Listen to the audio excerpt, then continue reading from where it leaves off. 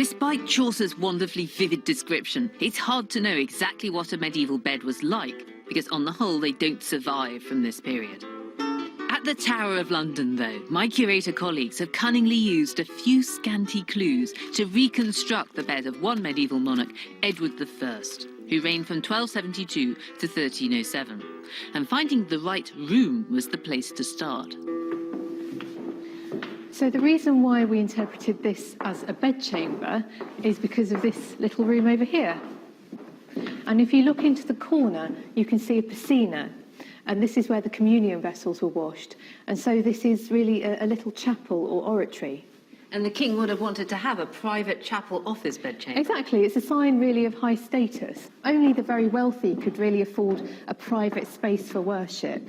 And it would have been visible, it would have been seen from the king's bed. Now, this bed to our eyes, it looks a bit sort of gaudy and strange. How do you know that this is what it looked like? Well, we don't know exactly what a 13th century royal bed looked like, so we based it on a variety of different sources, a combination of building accounts, wardrobe accounts. If we look at this rather peculiar picture here... This is a sex scene. Is that a nun? Well, it's the mother of Merlin. Merlin is in the process of being conceived. Who's that, then? Well, that's a demon. I love the way he's gritting his teeth and saying, I must do my duty here. She looks quite happy, doesn't she? But anyway, moving on and casting our eyes onto the bed furniture, Lucy, is the structure of the bed, the boring detail of the structure of the bed. This is what our bed is based on. So we've got the posts in the corner, and we've got this convenient opening here to allow the king to get easily onto the bed, because it's quite high. It's like a little playpen for him with a No, pencil. exactly. It would have been very comfortable, I think. Yeah. How did you choose this lovely, rich red colour?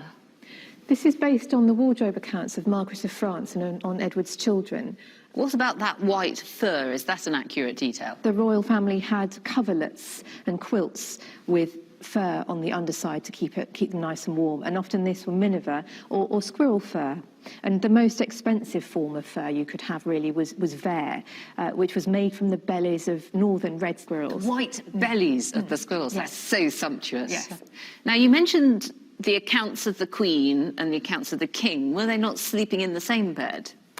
No, they tended to come together for conjugal relations, but most of the time they had their own household and they had their own bedchambers.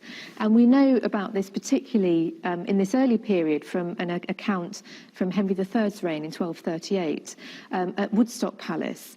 And Henry survived an assassination attempt on him because he was in bed with the Queen in her apartment, whilst the assassin came to his apartment, and of course he wasn't there. He was saved by sex. Indeed. Good old Henry.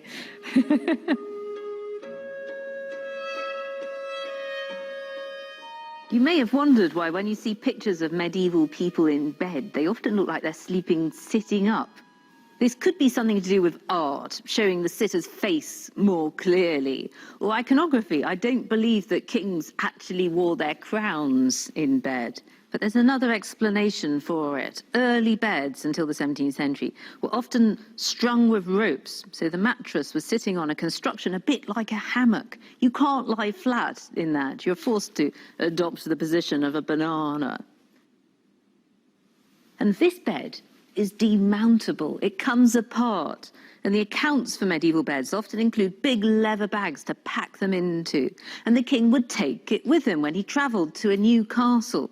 Sleeping in this was a bit like camping. The king's portable beds reflected the mobile lifestyle of medieval monarchs. Kings were constantly on the move.